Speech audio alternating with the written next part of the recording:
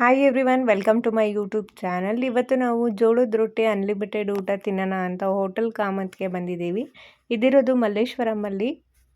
ಈ ಹೋಟೆಲಲ್ಲಿ 2 ಆಪ್ಷನ್ ಇರುತ್ತೆ. ಒಂದು ಸ್ಪೆಷಲ್ ಮೀಲ್ಸ್ ಅಂತ ಹೇಳ್ತಾರೆ, ಇಲ್ಲ ಅಂದರೆ ನಾರ್ಮಲ್ ಮೀಲ್ಸ್ ಅಂತ ಹೇಳ್ತಾರೆ. ಸ್ಪೆಷಲ್ ಮೀಲಲ್ಲಿ ಏನಂದರೆ ಬಜ್ಜಿ ಹಾಗೆ ಐಸ್ ಕ್ರೀಮ್ ಇನ್ಕ್ಲೂಡೆಡ್ ಇರುತ್ತೆ. ಅದು ಬಿಟ್ಟರೆ ಏನು ನಾರ್ಮಲ್ ಮೀಲ್ಗೂ ಸ್ಪೆಷಲ್ ಮೀಲ್ಗೂ ಬೇರೆ ಏನೂ ವ್ಯತ್ಯಾಸ ಇರಲ್ಲ. ನಾವು ಒಂದು ನಾರ್ಮಲ್ ಮೀಲ್ ತೊಗೊಂಡ್ವಿ ಅನ್ಲಿಮಿಟೆಡು. 250 ರುಪೀಸಲ್ಲಿ ಇದು ಊಟ ಸಿಗುತ್ತೆ. ಎಷ್ಟು ಬೇಕಾದರೂ ನೀವು ಜೋಳದ ರೊಟ್ಟಿ ತಿನ್ಬೋದು. ಜೋಳದ ರೊಟ್ಟಿ ಜೊತೆಗೆ ಏನೆಲ್ಲ ಇತ್ತು ಅಂತ ನಾನಿಲ್ಲಿ ತೋರಿಸ್ತೀನಿ ನೋಡಿ. ಬಟಾಣಿ ಹಾಕಿ ಈ ಥರ ಗೊಜ್ಜು ಮಾಡಿದರು. ಆಮೇಲೆ ಹಪ್ಳ ಕೊಟ್ಟಿದ್ದರು, ಹಾಗೆ ಬದನೆಕಾಯಿ ಎಣ್ಗಾಯಿ ಮಾಡಿದರು. ಆಮೇಲೆ ಹಸಿ ಮೆಂತ್ಯ ಸೊಪ್ಪು, ಈರುಳ್ಳಿ, ಹಾಗೆ ದೋಕ್ಲ ಕೊಟ್ಟಿದ್ದರು.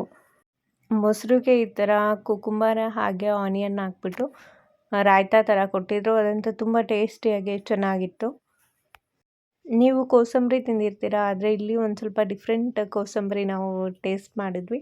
ಮೊಳಕೆ ಕಾಳು ಕೋಸಂಬರಿ, ಅದಂತೂ ತುಂಬಾ ಚೆನ್ನಾಗಿತ್ತು. ಎಷ್ಟು ಬೇಕಾದರೂ ಜೋಳದ ರೊಟ್ಟಿ ತಿನ್ಬೋದು, ಅನ್ಲಿಮಿಟೆಡ್ ಇರುತ್ತೆ. ಜೋಳದ ರೊಟ್ಟಿ ಜೊತೆಗೆ ನಿಮಗೆ ಒಂದು ಬೆಣ್ಣೆದು ಒಂದು ಕ್ಯೂಬ್ ಕೂಡ ಕೊಡ್ತಾರೆ ಅದ್ರ ಜೊತೆ. ನೀವು ಬೇಕಂದರೆ ಎಕ್ಸ್ಟ್ರಾ ಕೇಳಿ ಕೂಡ ಹಾಕ್ಸ್ಕೋಬೋದು. 2ರಿಂದ 3 ರೊಟ್ಟಿ ತಿನ್ನೋಷ್ಟೊಳಗೆ ಹೊಟ್ಟೆ ಫುಲ್ ಅಂತ ಅನಿಸುತ್ತೆ. ಅದಾದಮೇಲೆ ರೈಸ್ ಕೂಡ ಕೊಡ್ತಾರೆ. ರೈಸ್ ಸಾಂಬಾರು ಹಾಕ್ಸ್ಕೊಂಡೆ ಮೊದಲಿಗೆ. ಸಾಂಬಾರು ತುಂಬ ಟೇಸ್ಟಿಯಾಗಿತ್ತು. ಅದಾದಮೇಲೆ ತುಪ್ಪ ಕೂಡ ಹಾಕ್ತಾರೆ ಅದಕ್ಕೆ.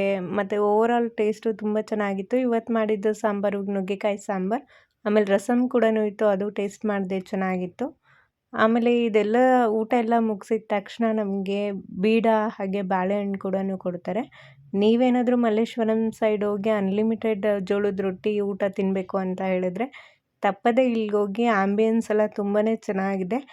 ನಿಮಗೇನಾದರೂ ಈ ವಿಡಿಯೋ ಇಷ್ಟ ಆಯಿತು ಅಂತ ಹೇಳಿದರೆ ತಪ್ಪದೇ ಸಬ್ಸ್ಕ್ರೈಬ್ ಮಾಡಿ, ಹಾಗೆ ಲೈಕ್ ಮಾಡೋದನ್ನ ಮರಿಬೇಡಿ. Thanks for watching.